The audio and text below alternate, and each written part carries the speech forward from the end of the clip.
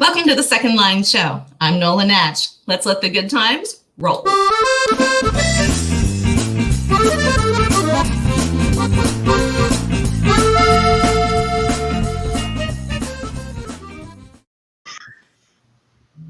Hi, welcome to the Second Line Show. Once again, your host, Nola Nash. Thank you so much for joining us, whether you are joining on my page, Annie's page, on the Right Review, or on Nola's Second Line, or on YouTube Live. Go ahead and start putting those comments in the comment boxes from wherever it is that you're watching, and we will try to get to some of those comments and questions as we go along and let them kind of guide our conversation.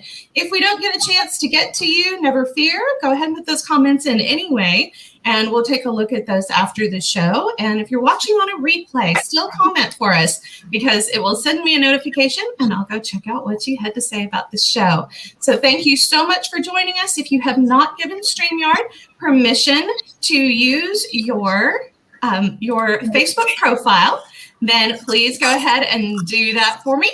And that way we know who is here joining us. So we have got some great folks. We are going to have a fantastic show. I'm enjoying that pun immensely. Our fantasy show here with all of these great authors. And I'm so glad that they are joining us today.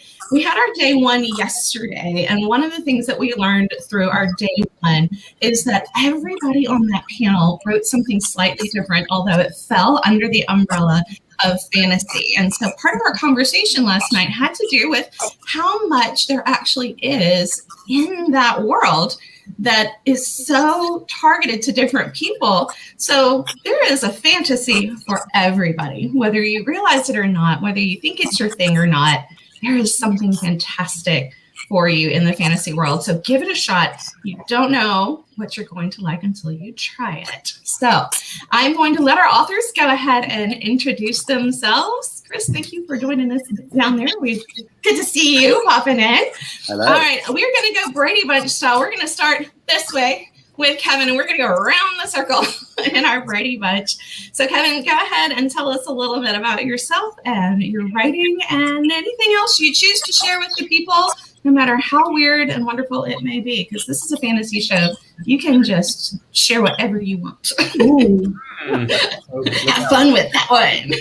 I know. Thanks for having us on tonight. And my name is Kevin Garrett, and I wrote this book, Spellbound Under the Spanish Moss, A Southern Tale of Magic, with my son, Connor Garrett, who will be coming on anyway. He's down there. Down there. Anyway, we wrote that during the pandemic with Connor living in Lebanon and me living in Atlanta, Georgia. And we conferred back and forth every day using WhatsApp and shared a Google Doc, and we got our book written. And then Connor miraculously found the amazing John J. Pearson in England to do our beautiful cover. And I'll see if I can get this on the right side. It's mirrored. There you go. There we go. Here we go, big boy. You can learn. Good job. Anyway, that's my story. And thank you for sticking to it. That's his story, and he's sticking to it. Love it. All right. So up next, we have the lovely Miss G. Claire. Oh, there's one. Thank you so much. Just go on me there for a minute.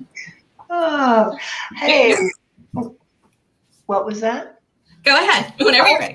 Sorry. Right. I thought you were saying, wait a minute. Oh, no, I think we're on a little bit of a delay, So there we go. No worries at all.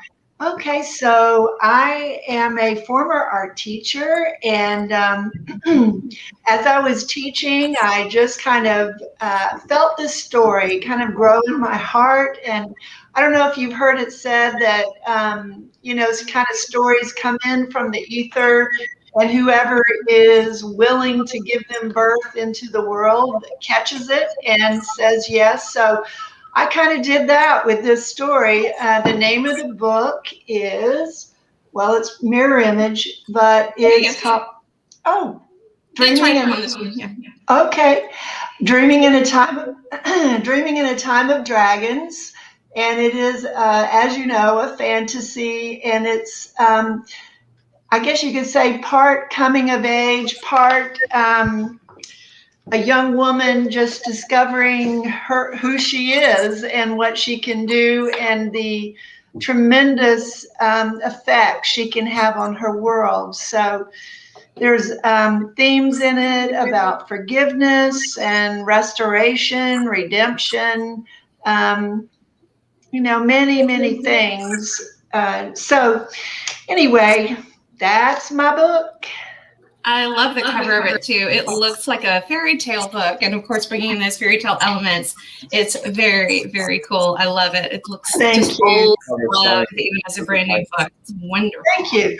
Well, interesting you would say that about fairy tales. I was a fairy tale junkie growing up. That's what I loved to read. My nose was always in a fairy tale book, and I read with a flashlight under the covers. So I don't know if it did you do that? Oh yes. Okay. Well, my mother would walk by my bedroom door, and I'd think, she doesn't know. She'd say, all right, turn out the flashlight and go to sleep. Me not realizing my covers were glowing. Anyway, that's my story, and I'm sticking to it. I always had a flashlight and a book stuck under my pillow. Yeah.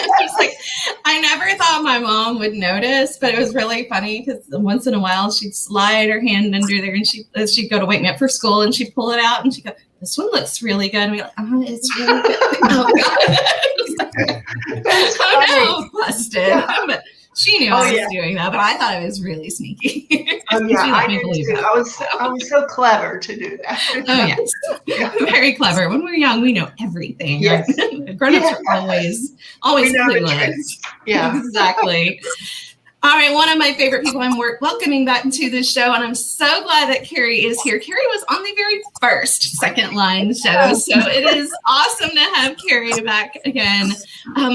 Who would have thought, Kerry, that months and months later, we'd still be doing this show? So here we are. I'm so excited to have Kerry back. Kerry and I have gotten to be good friends, and I'm thrilled that you're back with me. So tell everybody a little bit about what you write in the fantasy world. We know you write lots of things under two things, so tell the folks all about it.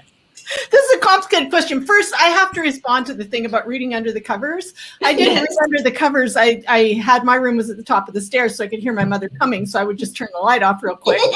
And then I had this child who was very much a rule follower, but a mega reader. And he was very stressed because he had to stop reading at night. So I finally told him, look, buddy, I'm going to tell you a secret. Here's what you do. You turn on the light after I tuck you in bed, even though I've told you not to, and then you can read. And when you hear me coming, you turn the light off. And it's okay. I'll know that you did it, and I might pretend to be mad at you, but I really won't. Taught him. It's a great mom thing to do. I love that. You gave him the strategy. I mean, they're going to learn anyway, right? So, me and fantasy, it's an interesting thing. My first book that I published actually were a trilogy that are straight up fantasy. It's called the Between series, and I don't actually have them to show you tonight, with dragons and all that kind of fun stuff. And then where we're talking about fantasy being weird and having all kinds of different permutations and also ideas that just come out of nowhere.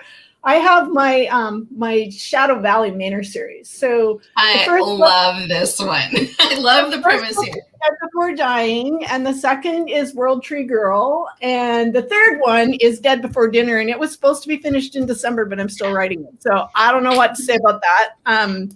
These books, this was an idea. It's one of those you didn't ask for the idea things also. The first book actually has a geriatric vampire in it. And it makes me laugh every time. I love it. It was a joke. We were online on Twitter, actually, back when Twitter was fun, and we were making fun of the sparkly vampire thing. And I said, I should write a book with a geriatric vampire who was old when he got turned. He's got arthritis. He doesn't have any teeth. He wants to die, but he can't. He's already dead. And my friend said, you have to write this book. And so for a joke, I wrote the first chapter for her. She fell in love with it. She encouraged me. So, long story, already too long to be short.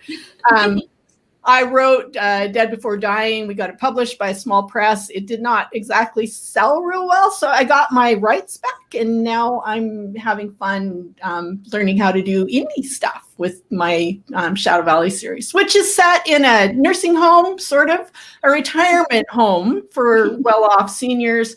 It has secret passages, a clandestine lab, and all kinds of spooky things going on. So anyway, it's great fun. Now, one thing that Kerry did not tell you guys about is Kerry is also great at promoting authors through her Author Genie side business there that she's got going on, her little side hustle that she has started. And man, is she a lot of fun to work with. I've had the honor of working with Kerry, and she's helped me get some things out there in the world. And if you ever get a chance to work with Kerry doing that, she's a joy to work with. She's so much fun, and she does such a great job. So check out Kerry's Author Genie as well. I highly recommend Kerry for that. Oh, and from last night's show, Elizabeth Chatsworth is hanging out with us, a fabulous, fun person. Elizabeth's book is Victorian era England steampunk, and that was a lot of fun. So if you didn't get just to watch last night's show, go and check out Elizabeth. Elizabeth's so glad that you could join us again tonight as well. So lots of fun with Elizabeth last night. So Chris, we're coming on over to you, buddy. So glad that you could be here and enjoying seeing you on the show. Welcome. Yes, well, delightful to be here. I do need to check one thing. Did anyone else get the memo about the beverage? I did. I'm on my second glass, Chris. So. Oh, good, because I'm just about to pour myself a Glenlivet, and I just want to make sure that that's not, inappropriate, even though it's, it's fine. The sun's over the yard. I'm in British Columbia, Canada, where I am. So I'm just going to pour myself a wee Glenlivet. That's wee enough, I think. Nice. And then set two. I'm very excited to see Andrea there, who we exchanged the odd message, or is it Andrea now? Because she's in Sicily, so she's probably woken up with a hangover in a few. It's 8-9 hours ahead or something, I think, which is crazy. So yes, I'm Chris Humphreys. I'm Chris Humphreys in fantasy. I'm C.C. Humphreys in historical fiction. I wear the two hats, and right now I'm sort of switching between the two because I'm writing both, sort of almost simultaneously, different stages of the process for each. Let me just cheers all. Yes. Oh, that's so nice. I'm gonna be finished with my second glass of wine before we get through I'm more a beer drinker normally, but that's actually very nice, the whiskey. But the fantasy side, which obviously is what this is about, I've got two series on the go right now.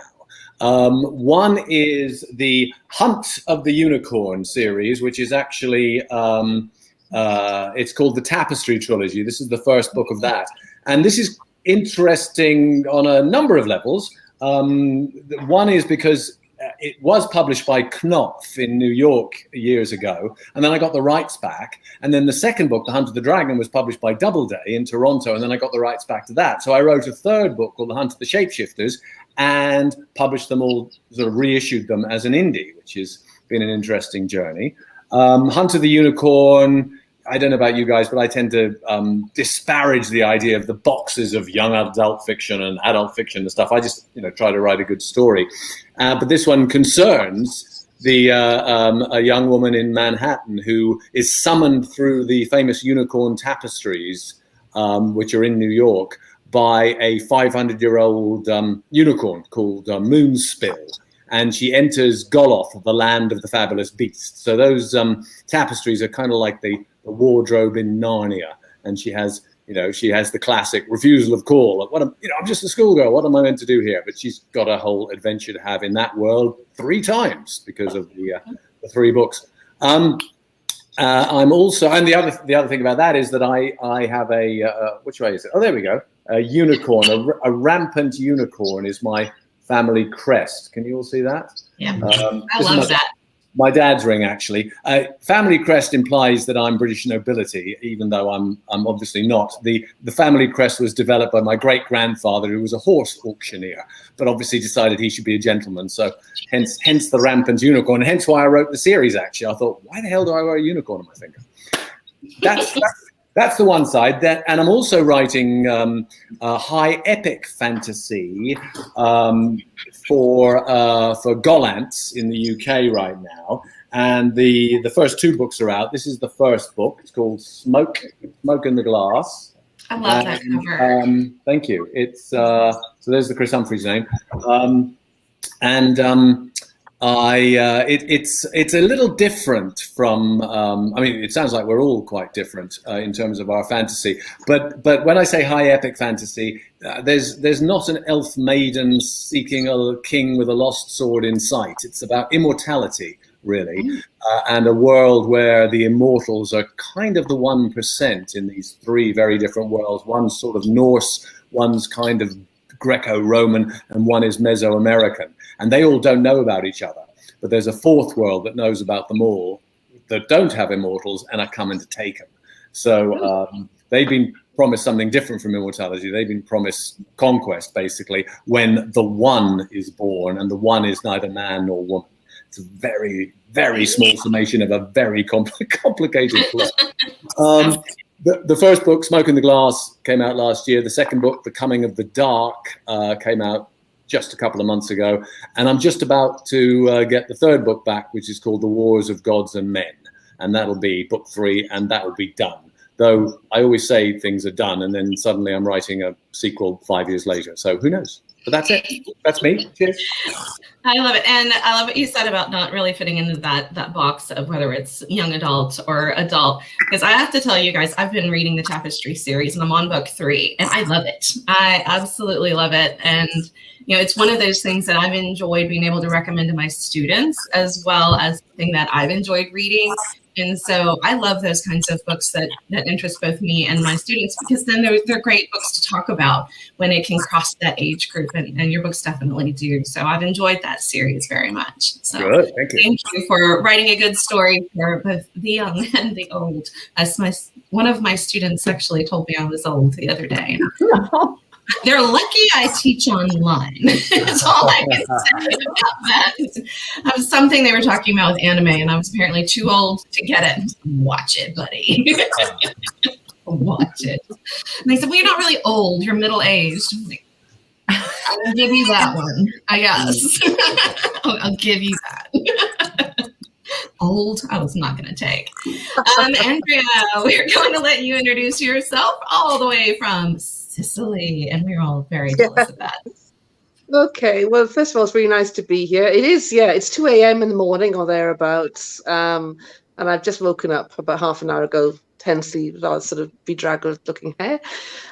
What can I tell you? I'm actually Welsh, believe it or not. I'm from Swansea, and a long and meandering road through life has led me to live in Sicily. I've had like a 25-year love affair with this island, which is a crazy, enchanting, island of so many faces, and it's still in my heart. And I actually have a farm here with my daughter, and we have 18 horses and a menagerie of rescue animals. And people come and stay from all over the world. And yeah, we've met some amazing people over the years. My daughter does horse riding holidays and adventure holidays, so it's a great place to live. And I was really interested to hear Chris saying that he wears 2 hats, because this is my first attempt at fantasy. It wasn't even an attempt. It was just a story that I just saw the start to finish instantly. And I just knew how to sort of get from the beginning to the end. And it was such a sort of interesting story. This is Suspension, my novel, which is coming out thanks to Lucid House and Echo in a few months' time. And it's got absolutely nothing whatsoever to do with Sicily. It's based actually in Bristol, in the United Kingdom. And there's a bridge which crosses at the Clifton Gorge. It's called the Clifton Suspension Bridge. And every time I would fly into the UK to see family or whatever, coming home, I would drive under this massive structure. The road would pass underneath. It was also a popular suicide spot. And I was always intrigued by it. And It's also next to the BBC Film Studios. I've got a background in radio. I worked in radio for 20 years as a radio presenter, and I have a lot of friends who work in the BBC. And what happens is the BBC still are making these 6-part miniseries. And to be honest, the storylines were really weak, and on a lot of them, some of them were good. But I thought to myself, I can write better than this, you know. And I also, so the idea of Suspension really came as a script for like either a miniseries or a film. But having no idea whatsoever how to write a script, I actually decided to write it as a book. I've actually been working as a features writer for about 25 years. I write a lot of interior design and motoring features. Don't ask me why, but that's the direction. But I've never actually sort of finished a book. But I'm that little girl with a box of papers under the bed all my life. For as long as I can remember, 5 years old, I was writing. And my mum would get called down to school, my mother. And, you know, there would be the kids that would write half a page as a story. And I'd be writing 30 pages with pictures.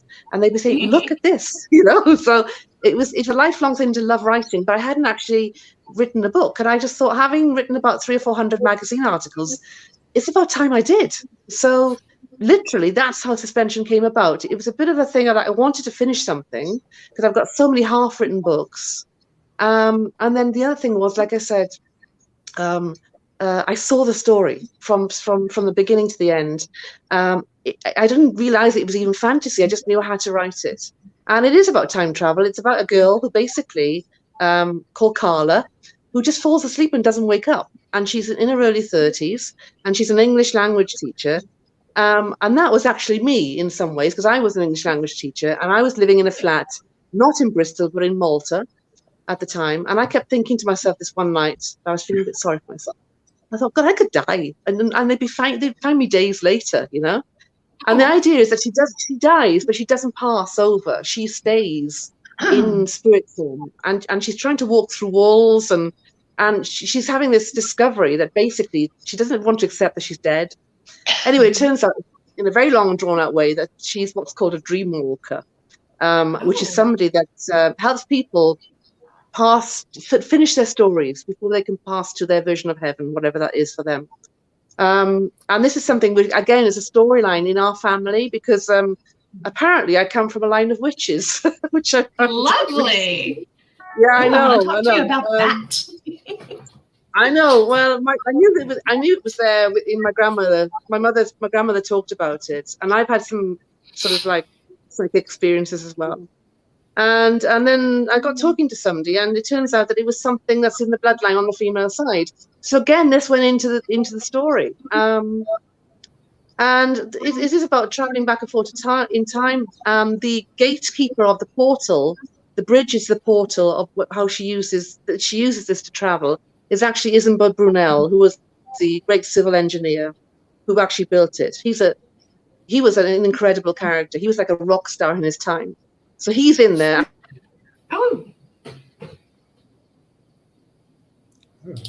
And Carla's got this sort of like slightly torturous relationship with him. Sort of interested by Ernest Hemingway, so he's in there as well, you know. And yeah, it's a bit of a romp back and forth through time, really. And I had a friend who knew Echo, and I was looking for a publisher, Marcia, and basically she put me in touch with Echo, and the rest, as they say, is history. And now I'm working on the sequel, which is probably more exciting than the Suspension, I hope, anyway. So, but I also have another book I'm working on as well, which is completely different, and this is where I'm sort of touching base with Chris. And this is a completely different style of book, and it's called Chemo Club, which, as the name suggests, it's about chemotherapy. It's about cancer. And I actually got diagnosed with breast cancer 18 months ago. Oh my goodness. I've beaten it. Awesome. I went through chemotherapy. Lost my hair and everything. Had surgery. Thank you. I had surgery. But along the way, I met amazing people. Some of those people are no longer with us, and some are. I was a success story. It wasn't just me. It was the doctors. It was the nurses. It was the surgeons. And so I've written a story which is about cancer. Many people write memoirs, but this is actually a fictional piece. But the people are drawn from real life. And actually, I saw my surgeon today because I just had my tests, and I told him, "You're in my novel," and he was really happy to hear that. You know. That's good. It's a book about love. It's about acceptance, and it's about hope. and about reality, about accepting loss, you know. And I said, and it's not, cancer is just the enemy. It could be anything. It's the catalyst to cause these people to react in this way. Relationships break up. People redefine their relationships, accept their mortality. But like Chris said, this is a different readership. And I'm not even sure if I would use the name Andrea Faye Christians for that, because it's a different type of book. It's quite difficult to write, but it's also very rewarding for me as a writer. It's a catharsis, I suppose, in a way, of everything I went through. It's a book full of hope as well. So I've got these two projects going on, and depending on my mood and my mindset, I either write Chemo Club or I write the sequel to Suspension, which is called Iron Bridge. So that's me. Okay. I love that. Yeah. I love that. And we are so glad that you are a success story and are here with us as a survivor. So well done. You've got some cheerleaders here in the chat as well. So I know that it is, what a journey that is, and what a wonderful, just almost therapy for you to be able to put that into the story and have such control over a story about something that you might have felt at some point you had no control over at all. And so it's empowering to be able to take control of that situation and put it in your work. I love that approach. Absolutely. It is an honor to meet you and your courageous fight. So thank you for sharing that story with us. Katharine, I'm going to toss it over to you. Oh, you are so welcome. Katharine, we're going to throw it over to you now. Okay. Hi. Hi. I'm Katharine. I have my debut novel is coming out soon, next month, April 21st. So I'm really excited about that. Yes, congratulations. If I can make it not glare, this is it. It's Lodestone. It's a beautiful cover too. Thank you. Yeah, I'll be getting paperbacks at some point. I just don't have them yet. But yeah, it's a dark fantasy romance. So it's about a young woman named Melaine who is a lodestone peddler, which means she can channel her raw biological magic into this crystallized form. And then she sells those lodestones to other people for them to use her magic, but she drains it out of herself in the process. And so it's a very frowned upon profession, and she lives in the streets. And so she really needs this better life. And she's idolized this dark sorcerer ruler, the overlord of the kingdom.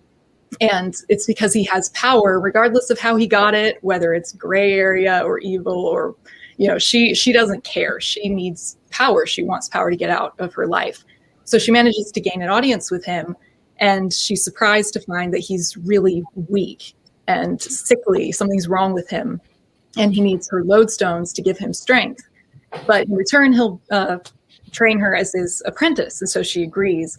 But his castle is haunted. And so there's a lot of weird, creepy stuff going on. And there's they get to know each other. So some romance stuff starts to happen. But it's all set in this very creepy, kind of a haunted house story set in a castle with magic. So yeah, it's very, all very things I love. And this is your debut book, correct? It is, yes, my first one. But you've got others. I was looking at your website today. I was snooping around. I love to read the synopses of the books with authors who are coming on. Annie, I'm jealous of her sometimes because when she does single interviews, she has a chance to read all of the books before she interviews people. But I don't get the chance to do that, having so many every week. And so I love to go in and read the synopses and kind of to dig around on the author websites a little bit and get to know the folks before they come on.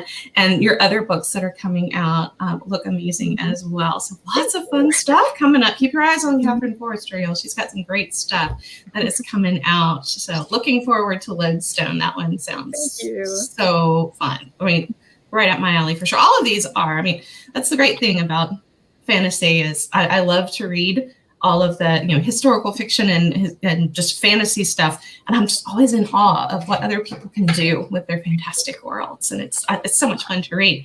Speaking of fantastic worlds, Connor Garrett is joining us from the other side of the world. So, Connor, introduce yourself. Yeah, so first off, I want to say I love the different covers that I got to see tonight. These are great, and I love the different storylines here. So yes, I'm Connor, as Nola mentioned. It's a pleasure to virtually meet everyone that I haven't already met here. As was already mentioned by my padre over there. We wrote a book called Spellbound Under the Spanish Moss together, which, initially when we started working on it, I think we had sort of a target in mind. We, years ago, had been fans of Big Fish. And so we wrote a story that we felt like wanted to kind of father-son relationship and really touch on some whimsical elements. And it sort of evolved as we started to work on it, and became sort of an action adventure with a lot of sort of heartfelt elements to it. But as we worked on it originally, we had this idea that it was probably going to be a one-off type of book. But what we found is that even though it's a pretty short book, we really fell in love with the characters, whether it's like Wally and his kind of chaotic good personality, or whether it's Raven and her trickiness and strength. And Raven's an actual raven. Isn't Raven an actual raven? Sort of, yeah. I mean, sort of, yeah. I don't want to give too much away. Yeah. And I love the names and the characters in this book too. Absolutely, so much fun. Thank you. Keep going. Tell everybody where it's set. Where is it set? I also love the setting for this one. I think it's unexpected. Yeah, it's set around about-ish Savannah, Georgia. Generally in that area, and kind of the marshes, the swamps. Am I the only one that's Garrett Connor's frozen for? Yep. Oh, am I frozen for me? I can see him fine. Not well, Chris, I hope I'm making a very ridiculous face if I'm frozen. Hopefully, That always happens to me in the thumbnails for this show, and I'm always like, did I really make that face? The first one's set in Savannah, Georgia, and again we set it up for a sequel, so we would have a place to go if we chose to go in that direction. But we were pretty sure it was one book. But the more that we kind of got deeper into it, we really felt like, okay, there's a book 2 for sure. And so we sort of let the series go down to Puerto Rico, actually, and specifically San Juan, which is a very, very beautiful, beautiful city, and has a ton of history. I think it's the second oldest city in the Western Hemisphere after, or at least like it's still inhabited. I think after like Mexico City, maybe. I could be totally wrong. It is beautiful. I had the chance to go there. It is very interesting in San Juan. What a great setting too. It really is is magical. And there's just some interesting history there, like the fact that Ponce de Leon's buried down there, and there's some neat things. So we center around a perfumer actually in the second book, but he's sort of this enchanted perfumer who, for instance, like some of his perfumes can help people, as an example, like remember and basically like live out memories that they once had. So, a blind man able to remember what his wife looked like fully, and just things like that are, and now that's a smaller part of the story, but it's just kind of the nature of the perfume. So that's just interesting. There's a few different narratives that flow along. Like the first book, it's a pretty straightforward narrative. There are some twists and turns to it, but the second book, at the same time as you have sort of this romantic narrative that's building up, and sort of this long lost love situation, which again, I'm not going to give away too much there. At the same time as you have that happening, you also have the revolution going on there and starting to build. Oh, wow.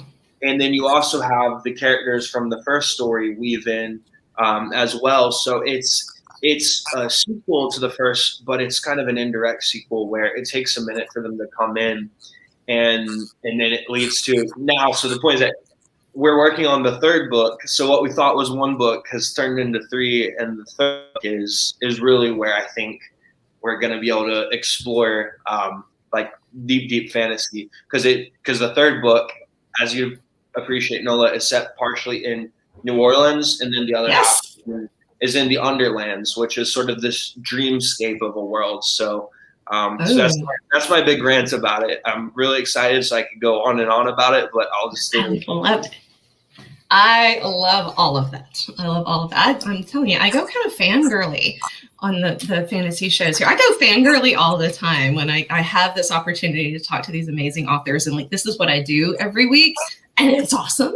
But when I get to fantasy and the things that just, the creativity that goes into creating these magical worlds and these magical places, the imagination that for so much of our lives, the world has tried to beat out of us and make us rational, practical people. And then we can funnel it into our writing like this, and just the places that it takes people differently. It's still, that wonderful imagination that we as fantasy writers have been gifted, but it takes us all to different places. And I think it's that catalyst, that one thing that kind of spoke to us, or that story that kind of fell down from the heavens, and we were open enough, like you said, to just receive that. And I've said that about my books over and over again. I never feel like, they came to me. I feel like they came through me. And, I'm just typing fast enough to keep up with whatever is pouring into my head, that it's not really me sitting here going, what am I going to do next? Because when I do that, it's horrible. Like, whatever the words are, they will be deleted because it's terrible writing. Absolutely horrible. But it is really fun to hear how all of these things came to be and kind of fell into your minds. And I know Chris and I, we have the historical fiction in common, and all of those things that we like to write. Some of my books are also just straight historical fiction as well. But I do have the 2 fantasy series that are out there. Connor's read one of them, and of course the Crescent City series that combines the voodoo, the witchcraft, 1830s New Orleans, kind of pouring all of the history and the magic that I love so much into a series. And for me, it was New Orleans. That was sort of that thing that germinated for me. That was, it was this rich history as well as that rich magical tradition. And it was, what would happen if I slammed all of that together into one book, just like it is in the city? I mean, it all walks hand in hand. So let's take that and play with it a little bit and see where that will actually go. And so that was how it kind of came together for me. And, Kevin and Connor, I know that your books, your first book involves a father and son who are, it's a family thing. There are stakes between the father and the son. And I know you've said it before, but I think it's really interesting who really kind of channeled which character in that, because it's not what we would have expected, is it? Who wrote more of the father, or who seemed to connect more with the father? Well, go ahead. See, he actually ended up writing more of the son, ironically. I love that. But I think maybe also the other thing is, it's like, you can see the other. So even though, of course, you have your own voice, you can see the other. And so you're more observant. You're maybe not always paying attention and documenting what you yourself are saying, but something that another person says might resonate a bit more with you. I think that might be some of it. That's awesome. I love that's how you guys actually ended up divvying it up, because you would have thought, okay, Connor's the son and Kevin's the dad, and then at the same time it's like, no, we're going to write the one that speaks to us the most. So yeah. Kevin, how did you channel your inner son to really kind of get into the head of the son? We were bouncing through it together, and I just said, honestly, like the sassiness of the teenager, I actually identify with that. That's actually not Connor. Connor was never that kid. Yeah, I was perfect. Perfect child, of course. Well, we'll get into that at some point also. I absolutely know Garrett's character here, because that was me. That was me with my father, to my dismay to write it that way, but to write it in truth, it's that way. As a teenager, I just thought I knew everything. I thought everything that my dad thought was stupid and wrong. And, and the truth was, he was just doing the best that he could. I understand that, because I fumbled through my time as fatherhood to Connor as he was young, so it just, time makes you humble, if you don't kneel down and bow to it, time will do it to you. So, but then Connor was kind and wrote Samuel. So that's how we got there. Now, Kerry, you wrote a series that takes place in a retirement home. Yeah. You are far from a retirement home, my love.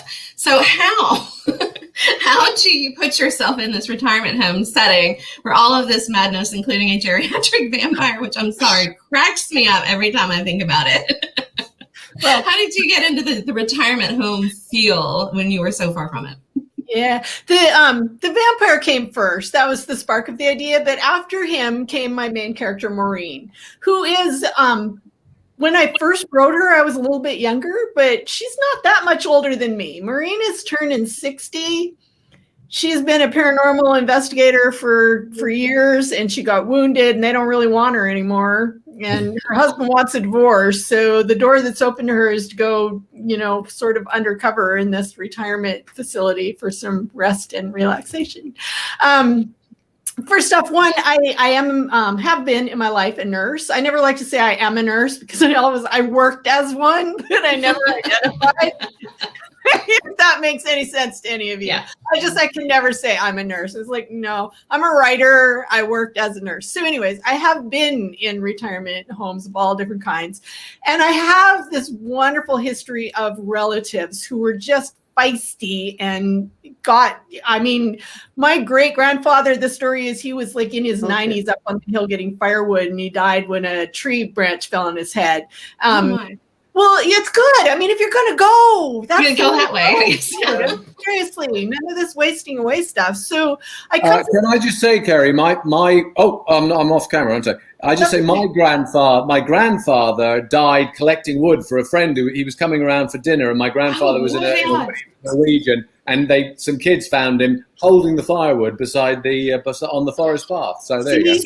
My grandfather was Norwegian also. So I have this great long line of really feisty ancestors. And then not only did they live to be old, they were difficult. so and none of that genetics has passed through to you at all. No. It's in there. Actually, we call it going Grandpa George. Me and all of my cousins, and we all have this ability. And I can literally feel it when it takes over. It's like, I've gone Grandpa George, get out of my way. It's not going to I was able to channel all of this into Maureen, which is so much fun because I'm mostly a nice person. I try to be nice. I don't want to hurt anybody's feelings, but in my head, it's all in there. So Maureen gets to say the things that I would think but never say. She's just really kind of so that's how I put that whole thing together. Maureen was the driving force, really. She showed up on the page one day and started talking and made it very clear this was her book, her story, and there we go. And I'd been in enough retirement kind of places to know how that goes. And then the rest of it, I just make shit up. It's my favorite. I love it. That's the way to do it right there. Now, Galen, you said you drew a lot from fairy tales, and I know that yours has that fairy tale twist to it. Did you have a favorite fairy tale? Was there one in particular that you just would get hung up on? Or was it kind of all of them? Were you like the Grimm fairy tales? Were you more of the Sunshine and Roses fairy tales, Happily Ever After? Well, they were pretty intense, the ones I read. I read those very thick fairy tale books. There was like the yellow fairy tale book, the blue one, the purple. Do you know what I'm talking about? Mm-hmm. Those? Okay. I read every one of those I could get my hands on. I did love the, something that would seem like a lost cause, but the hero or the heroine would come back and, save the day. That was always a wonderful thing to me. So, I heard someone say one time when people were complaining about the violence in fairy tales, that it's important because life can be very difficult and violent, and children read those and they see the structures in there that they really can overcome, things that would seem insurmountable. And so I think that's an important element to the fairy tales or anything, really. A lot of stories, different stories. But what I used to do as a young person, and even, up into my early teens, I would draw the things in the fairy tales and the characters, the dragons, the flying horses, things like that. And so I would I would draw these worlds and cut out the characters and just have them do what they do. I love it. in these worlds that I would have in my sketchbook. So, and I think I was kind of like Andrea. I always had papers under my bed, things I was working on, only mine were probably more drawings than writings. But then as I grew older, I kept a journal and never thought of myself that I would be writing a book. But then it just became obvious, I needed to write this book. So here we go. But anyway, that's it. I love that. Now, I was one of those, I didn't have the papers everywhere, but I had a notebook, like any new notebook. I loved going, I love to go to the bookstore and look for new books, but then I'd always go over to the notebooks, the journals, and I had journals everywhere, not a word in some of them, but I had stacks of them. And I still am like that. I still will go, it's like, I have notebooks. And it's actually turned into my pre-writing for me, is the notebooks and the journals. And I take these sketchbooks because I can't draw. I mean, I can sketch a little bit. Can't draw like that. But I put like scrapbooks together where I've outlined and I've got research that's stuck in there. And I've got my washi tape and my colored markers and my colored pencils, and I'm coloring things in. Yep, it's just like that. I mean, they're everywhere. And I put Post-it notes in there so I can move the plot around and, change things as I go. And as I research, I'll put different things in there. And of course, mine are all, magic driven. So I've got magic spells and different stuff all over the place in notebooks. And that's kind of what I ended up doing. But I love what you said about the violence in the fairy tales, and that is something where you can overcome it. I loved fairy tales as a child, but I was that kid that would sit there reading the fairy tales and I'm going, okay, well, they rode off into the sunset, but what happens when the sun comes up? Like, there's another day. Like, is this the end of their lives? Like, what happens now? And so when I first saw Into the Woods, I was like, yep. See, somebody else had the same thought. The sun comes up, and then what? So Act 2 of Into the Woods is, of course, what happens after the happily ever after. And so I absolutely adored, and I was a theater kid. I grew up on stage doing musicals, and so I adored Into the Woods for many different things. It had to do with the stories and the way that they all intertwined. But I loved what happens after the happily ever after and riding off into the sunset. So, life has to happen after that. So, what happens when the prince gets bored with the scullery maid? She's not going to be dancing at balls all the time. Is she going to know how to comport herself at every function? Or is she going to get frustrating? And, there's so many different things that I imagined would happen. So seeing it, Into the Woods quickly became a favorite. And we had recorded it off of PBS and I had it on a VHS, and man, I wore that tape out because there was, I'm sorry, no better witch to watch than Bernadette Peters as the witch in Into the Woods. Awesome. She was legendary. I wanted to be Bernadette Peters in The Witch and Into the Woods, and I almost had the hair for it, but almost. But it was, that to me was kind of the epitome of fairy tales and what they could be. And I think that dark path that Into the Woods takes is why I like some of the darker fantasy, because it is grittier, it is more real. And I love seeing those characters struggle like regular people would struggle through those things, and knowing that life, even in a fantasy world, is not entirely perfect. And Katharine, I love that you've got your main character finds the person she idolized is not the person that she thought they should be.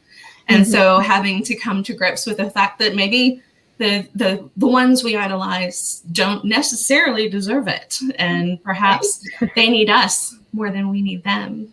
I love that particular, the way that you took that is a very interesting thing. I'm really looking forward to Lodestone when it comes out. Thank you. I have Lodestone in my house. Now, one of the things that I did when I was researching the Crescent City series is there's magic, there's spells, there's voodoo, there's all of this stuff. And I learned how to do all of those things because I'm a hands-on person. I have to learn by doing. You can't tell me how to get somewhere and me remember it the next time. I have to drive it myself or I will never get there again. So I'm very hands-on. And so I had to learn how to do all of these things, from the tarot cards to the candle magic to, learning the crystals. I'm actually learning how to read bones right now. That's my new thing for the book 3 in the Crescent City series, is bone reading. So I have a bone reading set I got from a voodoo priestess in New Orleans, and she taught me a little bit about how to read bones. What kind of bones, Nola? We want to know what creature these bones came from. Well, the ones that I've made myself are mostly chicken bones, but there is a bone from a raccoon. I won't tell you what part of the raccoon, but it is a very popular piece in bone sets. I do have that. I have got ethically harvested, because it died on its own and then was harvested, python vertebrae and rib bones, because a python is one snake that thinks before it strikes. And so it's a great bone to have in there as far as decision making and pausing to actually think about the consequences of whatever is actually being laid out for you. So lots of interesting bones that are in there. And then of course they would add trinkets and things that they would found objects that meant something to them, and add that to the bone set. So some of it was bone and some of it was found objects, and all of those things have meaning. And so it's how they scatter out, or what you reach into the bones. It's very much like runes. And I know, Chris, you've got some experience with runes as well, in that you kind of pull out what you need at that time, and then what you do with it. The runes kind of come to you much like the bones come to you. Yeah, it's true. I will flash you now. I will flash my shoulder up. Yes. There is. Oh, sorry about that. I won't show you the other one because this is obviously still before the we need to be a little careful here. No, the other one's on my card. I'm the first fantasy series I wrote was actually called the Runestone Saga. I'm half Norwegian. They're kind of in my blood, and I'm fascinated by runes. I actually think I'm sort of thinking that I might give up this writing lark in a couple of years' time and just become a rune reader. I just really fancy doing that. I was a kind of rune reader for a while there. I studied them, and then I put them aside for various reasons, and then I picked them up again when I wrote the Runestone Saga. But yes, anything you can use to access that side of you that isn't readily accessible by just normal means. Some people turn to alcohol, which is occasionally. Some people turn to other methods, but ritual and a rune is a symbol, and a symbol is something that is deep inside you, and if you can access what that symbol actually means within a given situation, they're kind of like what I feel about words. Actually, each word is like an atom. It's like compressed power, and so I love that. I absolutely think that. I'm an actor as well, and I've been fortunate enough to do quite a bit of Shakespeare, and Shakespeare is one that you just feel that intensity with almost every word, and if what I always think about words is that, and we do it as writers as well. We take a word. However we take it from the ether, we take it from our muse, we just take it by sheer labor. But we take it, and when we write it down or tap it out, we've pinned energy. And then when an audience, in a theater terms, or a reader reads that or hears it, they release that energy again. And so the best sort of, for me, the experiences are similar, the theater experience or the reading experience, in that people are taking condensed energy and releasing it back out into the world or into their minds or whatever. So we've all probably experienced a moment in theatre when it's just feels like an energy loop. And it's the same with I know we've all experienced that with books as well, when suddenly you release that energy and it's like it's just you've plugged into the you've mainlined energy. It's one of my favorite stories is Annie's. And Annie McDonald told me when she was reading Crescent City Moon, she stood up and was like walking around the house, like gesturing, and like the energy of Selene, the bad guy. She's like me, bad guy's the most fun. But Selene was like coming through her, and it was that energy, like it had been released, and she felt like Selene was in the room with her.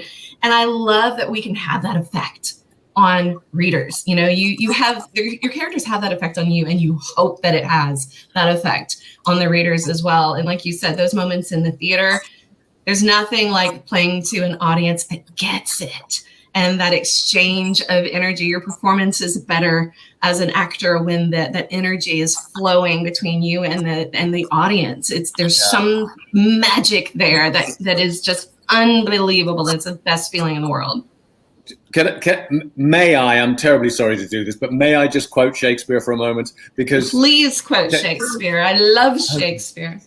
So I've been lucky enough to do Midsummer Night's Dream a few times, actually. Every actor does, and I played Oberon and Theseus twice, in fact. But there's this speech of Theseus. He's kind of a boring character, really, but he has this extraordinary speech called The Lunatic, the Lover, and the Poet. And just a little bit of it, to me, it's Shakespeare going, this is what I do. And he's been writing for about 4 or 5 years at this point. And he goes, this is what I do. And he says, the poet's eye in a fine frenzy rolling doth glance from heaven to earth, from earth to heaven. And as imagination bodies forth the forms of things unknown, the poet's pen turns them to shapes and gives to airy nothing a local habitation and a name. And that, to me, he's done it. All that stuff's up there. This is what we do as writers. All that stuff's up there, and imagination, bodies, literally creates the bodies of, the form of, bodies forth the form of things unknown. They've never existed before. The poet's pen turns them to shapes, puts them into words. Yeah. And so that to me, the first time I played Theseus, I didn't get that at all. The second time I played it, I thought, oh, that's what that's about. I love that thought. Now, when you said this is Shakespeare and this is what I do, have you ever seen Upstart Crow? Have you seen the show Upstart Crow? Yeah. It's so fun. It just came. Upstart Crow is spoofing Shakespeare, and it is extremely clever. I love that series, and I actually just finished binging it again. And Shakespeare, he'll do those things, these big flowery things. This is what I do. Yeah. As you said that, I was suddenly in an Upstart Crow episode. I love it. What a beautiful thought. I wrote a book called Shakespeare's Rebel, which was about William Shakespeare's fight arranger, actually, because my twin obsessions are Hamlet and swords. So I wrote about his fight arranger. And people, I got a lot of flack for it. People were saying, you put words into Shakespeare's mouth. And I said, he's been doing it to me for years. I mean, why not? At the least I could do that. Actually, well, I figure he said other things than just the things he wrote down. We can give him words, right? He had to say something. Yeah, and someone asked me the other day about that. They said, you made him a little melancholy. And I said, I think he was. I think anyone who can write, I have of late, but wherefore I know not lost all my mirth, understood depression, understood melancholy. That's the...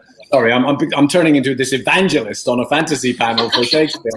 But anyway, he had his share of fantasy too. He wrote his share of fantasy. Yeah. We wouldn't have had a Midsummer Night's Dream if he wasn't a fantasy writer. Isn't that sometimes? Isn't that one of the reasons we write? Because one of the reasons we write, want to go to the places we create. Yeah, exactly. I don't know. Exactly. Can I just say something? Oh. I think that's a very interesting point, actually. Why do we write? For me, it's like a need. It's a need that if I don't write, I feel like I haven't done what I was meant to do. Does that make sense? It's like I was born to write, and even if it's just 500 words, I feel that I've done something productive, and it just completely changes my mindset for the day. And I feel like I've done something productive, and it's stronger than me. It's bigger than me, that need. Do you identify with that as writers? Is it just me that feels definitely do. No, I do too. I've had someone ask me in an interview, when did you decide you wanted to be a writer? And I said, that decision was not up to me. I said, I am a writer. It just took me a while to figure that out, is really all it was. I mean, it wasn't like a decision that I made. It wasn't when I knew I was going to be a writer. It was, I always have been a writer. I just didn't know it all along. There were things that I was grasping for, trying to fill that hole, fill that need. It was not until, those words, kind of my hand and pen met paper, that it was like, this is it. Yes, this feels like what I'm supposed to be doing. And I love that. And I think, like I said, if I try to force the words onto paper, they're crap. But it's when it starts flowing through, it's like, I'm just the channel for the words. And, I have always been that channel. Yeah, it's very much channeling to me. Could I ask a question? Oh, sorry. Oh, I just wanted to ask a question. Of the books here, how many are complete fantasy worlds, and how many are extensions of our world? Mine's complete. I'm an extension. Extensions, all of them. Except for Katharine. Well, and Galen, yours is based in medieval. It's actually like a Victorian era, sort of pseudo-Victorian, but then the ancient castle where it takes place is an old, like, medieval style castle that's haunted and all that. So it's kind of straddles both a little bit. Interesting. Galen, yours does too, a little bit too, doesn't it? It has the medieval elements, but it's still fairy tales. Yes, I would say so. I did do a lot of research, so even though I did some world building, there are a lot of historical type elements to it to give it more grounding, so to speak. So yeah, that's what I did. All right, I'm going to tell you guys a ghost story, and then I'm going to ask you a question that you get to answer. And I'm going to put you on the spot, but it's a question that you'll like.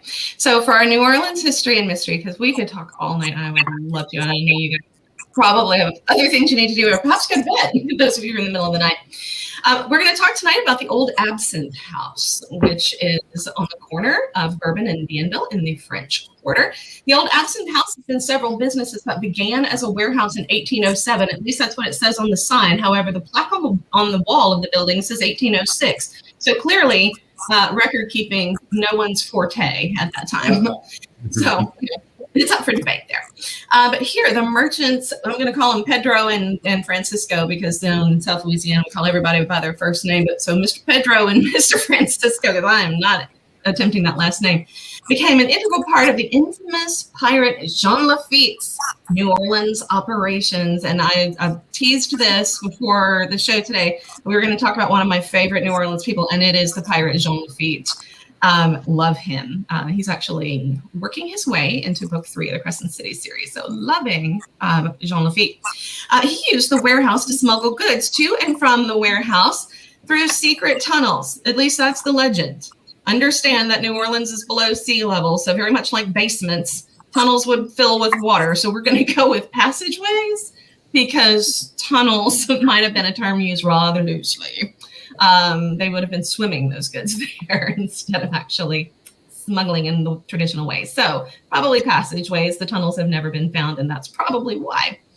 But after being several other businesses, Caetano Ferrer bought it in 1874 and renamed it the Absinthe Room. And for those of you who are not familiar with absinthe or the Green Fairy, you're going to learn a little bit about this and why it was so popular. La Fée Verte, as it was known, or Fée Verte, as it was known in New Orleans, was originally created in France as a medicine. It was used to treat malaria. But it became popular, of course, for its psychoactive effects when used as a cocktail. And there are a couple of different ways to drink it. There is the Parisian way, and then there is the Bohemian method for drinking it. The Parisian method was a sugar cube placed inside of it and then diluted with water. The Bohemian method is when you pour the absinthe over the sugar cube in a slotted spoon and then light the sugar cube on fire and drop it into the glass. And so it has quite a spectacular effect when you do the Bohemian way. So a couple of ways to drink it. And of course, the effects after you've drank it are pretty interesting here. It could be from the extremely high alcohol content. Some absinthe was up to 150 proof, or it could be the wormwood flower extract giving it that psychoactive effect.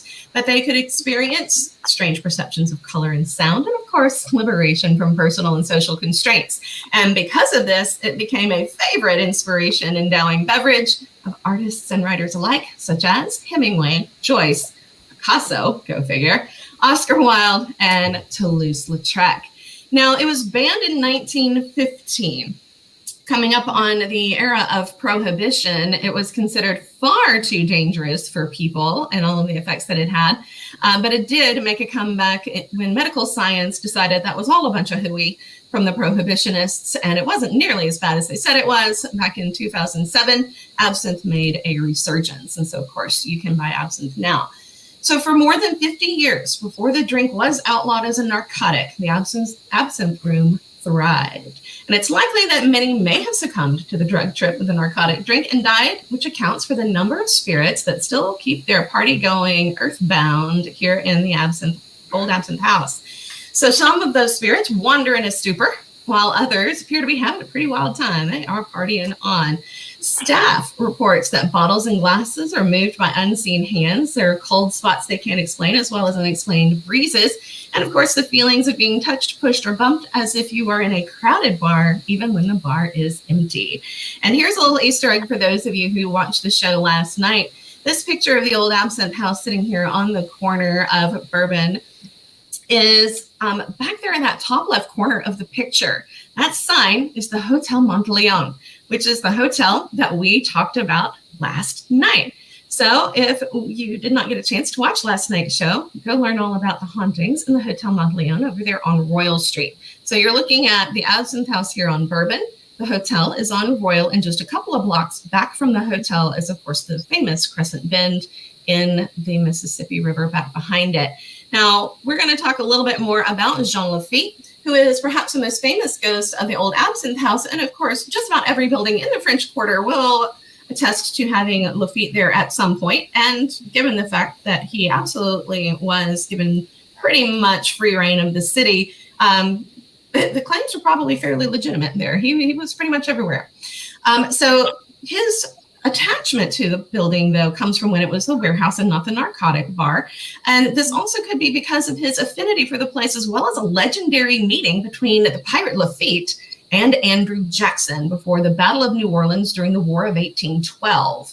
The pirate, his name and spirit, thusly, are tied to the place. So Lafitte was famously on both sides of the law.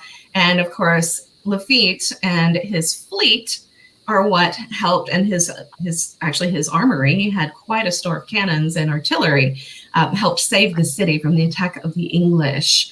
And so he was given a pardon for that, although none of the pirates really, they found themselves quickly on the other side of the law. But Lafitte is often seen in the tavern wearing baggy blue pants, a white shirt, a red sash at his waist. He is said to be tanned with dark hair, a long curved mustache, and of course his signature wide-brimmed hat with the long feather. He appears very lifelike near the first floor stairs and throughout the second floor, but will vanish as soon as he's noticed. Now, one of the things that make Lafitte one of my favorite people is that he, like I said, found himself on either side of the law quite often, but he was quite the character. He styled himself as the gentleman that he thought that he was, carried himself, he's very suave, very handsome, and well-loved by the people of New Orleans, much more loved than the governor who ran the place. And after the Louisiana Purchase, Thomas Jefferson put Governor Claiborne in New Orleans as the governor of Louisiana, and he was an American governor.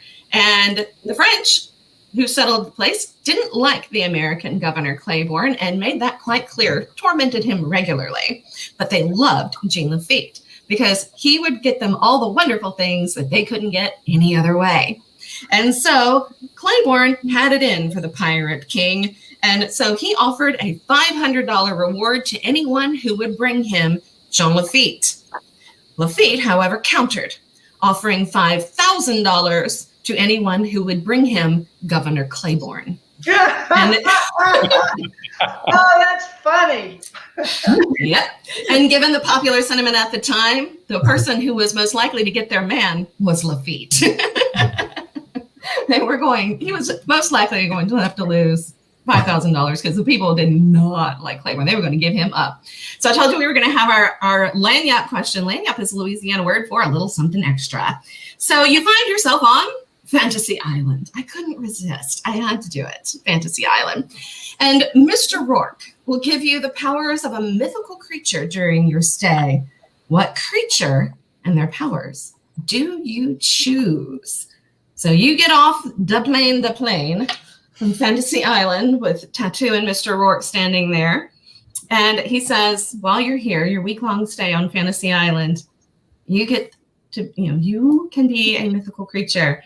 What creature would you choose to be? Or whose powers would you have? As soon as you've got one, jump on in, tell us. Okay. I think vampire would be pretty cool. And especially because nowadays, you got the lab grown meats and stuff. So I feel like I wouldn't even have to eat people. I just like the immortality aspect, which would be cool. Do you get to sparkle? If you can't sparkle, there's no. I'll settle for being geriatric. I can be geriatric. You can be old and be a vampire. All you have to do is work at a blood bank, right? Kind of like the brothers in the Vampire Diaries, where the one didn't want to, hunt humans, so he just stole blood from the blood bank. Yeah. That's all you have to do. I think you could be a pretty, you could be a pretty congenial vampire in that way. Get all the perks without all of the murder charges. Anybody else have a particular fantastic beast they would like to be? I want to be a flying, fire-breathing dragon. Oh, you took mine. Yes. Sorry, Kerry, but yeah, I just felt that so deeply in my heart. I felt it on my ankle. I have a dragon tattoo on my ankle. That's where I feel that one. So I love dragons. I absolutely love them. My dragon, I've named him the dragon tattoo. I've named it. I don't know. I feel like he's always with me. He should have a name, right? His name is Icarus. Icarus, because, the temptation to fly too close to the sun. But Icarus is there because as a mother, a teacher, and a writer, I feel that it is my duty and my privilege to light the fire within. So that is my dragon tattoo and what it means. And so dragons, of course, would be my choice as well, because they're very near and dear to me. I just want to fly and burn shit up. I'm very akin to you there, Kerry. I'm burn shit up. Let's just do it. We're going to just line up and just take out Fantasy Island. Yeah. You're only there. Is the rule you're only there for a week? On Fantasy Island, you were always there for a week, and then the plane comes to take you back to reality. Of course, on Fantasy Island, wishes come with a price, but we won't assume that there's a price here. Right. Okay, fair enough. I was thinking, obviously my default is unicorn, but he's a bit of a solitary creature. And if you've only got a week, I think you want to really, maybe you can help me out here. Is there a creature that is sort of omnivorous and omnisexual? Because that would be the best, wouldn't it? You'd eat everything and you'd have sex with everything. Because if you've got a week, why not? And I'm so is anyone... Chris, what about a griffin? Chris, if it does not exist, channeling Shakespeare, you can create this creature and make it. Okay. So now, and you can give it a name. Shakespeare invented words and things. Go ahead, invent this thing. But the griffin, griffin's going to eat things. It can fly. We'll make it. We'll make it gender neutral. Just let it do whatever it wants and animal neutral. Just Go for it. Have sex with anything, really. I mean, Yeah. We can have, spawning all sorts of griffin unicorn crossbreeds. I mean, we got whole new magical creatures coming. I will invent such a creature. It's my next duty. I will write a short story about this creature on Fantasy Island that just arrives. I'm looking forward to it. Bring it on. Bring all of it on. I want the buffet and the everybody. Let's just line up. Let's go. That would be the ultimate mythical orgy. Yes. It sounds like this is not a children's book. However, I like the idea. That's a whole new fantasy island. That's a reality TV fantasy island. That's where that one just went.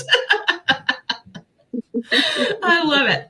Anybody else have a fantastical beast that they would like to be? I go for a flying horse. Yeah, I'd want to be a flying horse, I think. Again, the horse is very popular. Horses. Mm-hmm. Yeah, you love the horses. That would be perfect. But it would be a horse with a Cockney accent. His name would be Bernard, and he would be scared of heights. I wrote a short story once about a crow that was afraid to fly, and so we walked everywhere and looked ridiculous. This little crow just trots along through the forest on an adventure. I love this one, afraid of heights. He just fly real low. A friend of mine actually wrote a lovely a fantasy story, which I don't know why it didn't get published. And this character, Bernard, I just sort of stole the show. And he should have been a much bigger character in the story, He was just so funny, and he has such a dry sense of humor. This horse, that didn't have no humor whatsoever. Scared of heights, and it's like, okay then. It's just funny. So that just came to mind when he said this, made the suggestion, and that's really funny. That's my idea. I love it. Anybody else got one they just would love to be? Well, Andrea took mine. I would want to be a flying horse. In fact, that was mostly what I drew when I was growing up, the flying horses. Pegasus. That would be mine. Mm-hmm. Katharine, Connor, you guys got one? I would like to be a sphinx because I want to be able to tell riddles to people and watch them squirm while they try and figure it out. I like it. Expected from a dark fantasy writer, the squirming audience. That's cool. That's very good. Sphinx is good. Yes, nice one. Connor, what do you think? I was the vampire earlier. Oh, that's right. You were the vampire. You were the vampire. The vampire with the blood bank. I'm so sorry to do this, but it's 4:17 a.m. You need to go. Absolutely. Okay. Absolutely. Thanks for joining us, Connor. All right. Speaking of books and the ends of things, make sure that you not only get their books, but here are the Crescent City books for you, as well as the books that we have from the authors right here. It's just a sampling of books that are coming up. Of course, Lodestone is coming out soon, so we're looking forward to that one. And I played the Crescent City Moon trailer for everybody last night, so we're going to do Crescent City Sin tonight for those of you who are watching both nights. So here is the trailer.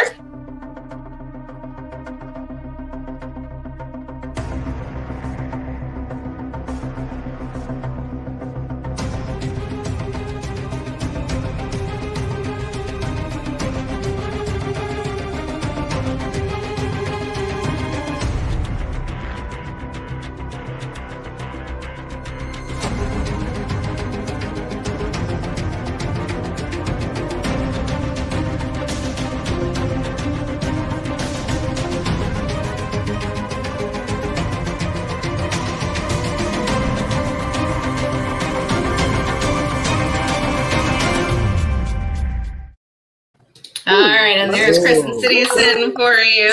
A couple of, maybe a little spoiler in there for you. It's a little bit, but yes, some dark fantasy, a little bit in that one as well. Deep and dark and gritty, that's out of New Orleans.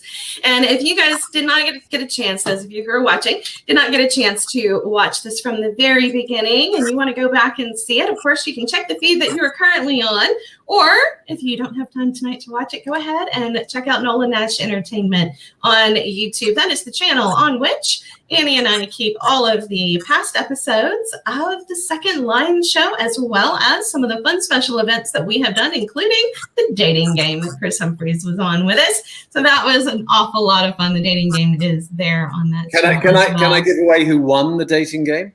Yeah. Me! I won it! Yes! Chris did win the dating game. Yeah.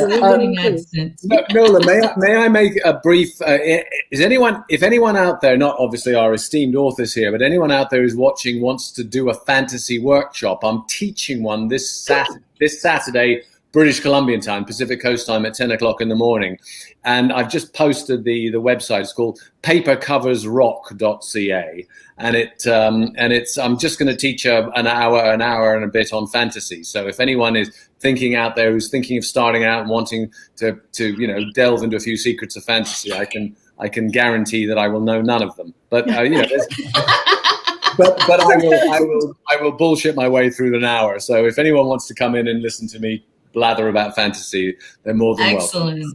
Excellent. And Chris, if you want to post that on the Right Review, if you want to post that on my page or Nola's Second Line as well, we'll make sure that we share that around and get the word out for you, because we would be happy to spread the word. And guys, if you've enjoyed this evening with Chris, you will absolutely love anything that Chris does. So go check that out, learn a little from him, and have some fun with some fantasy. And how do I do that? How do I do that? How do I post it on your thing? I'm so terrible to tech. Put it in a message to me, and I'll post it. Just send it to me on my messages. I'll get it out there. I've got admin rights on the Right Review, so I can go ahead and post it on Annie's page as well. So we'll get it out there. Just send it to me. Send it to me, and we'll do it. Right. And that way, you guys can check that out. Those of you watching in Viewerland. So, guys, if you are watching on a replay, thank you so much for joining us for the replay, and make sure that you've posted your comments as well. And we'll go back and take a look at those. And those of you joining us live, we've sure appreciated you guys spending this time with us tonight on a special Thursday edition of the Second Line Show. We will be back again on Wednesday, same time, same places, with another great episode and some more fantastic authors. Oh, look, Andrea's back in here. There's Sicilian internet popping in and out here. So authors, thank you so much. And Kevin, please pass my thanks on to Connor and let him know how much I've enjoyed having him on the show again. Much love to all of you guys. Thank you so much for joining us this evening. It truly has been a joy, and I hope that we have opened some eyes to the variety of fantasy that is out there and encouraged some folks to try something new in the world of fantasy and books that perhaps was not necessarily something they thought they would love. But I can guarantee you, with the diversity in fantasy, there is a fantasy book out there for you. So, guys, thanks so much. Have a wonderful evening, and we'll see you next time on the Second Line Show. Thanks so much.